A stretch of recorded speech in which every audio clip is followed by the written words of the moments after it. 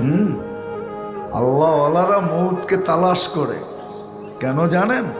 আল্লাহওয়ালারা জানে, দিনদাররা জানে, আল মৌত ওই ফ্লাইওভার ইউসিলুল হাবিব ইলাল হাবিব, যেটা চৈরা বন্ধু বন্ধুর কাছে যায়, যেটা চৈরা মোমেন্ট জান্নাতে যায়। তোমরা যেন 14 তারিখ ভুলা যাও জীবনের জন্য, আমি চাই আজকে তোমরা যেন 14 তারিখ ভুলা যাও, আমি চাই। এটা জান্নাতে সব রাখা আছে। কি রাখা আছে? রেডি, সব রেডি।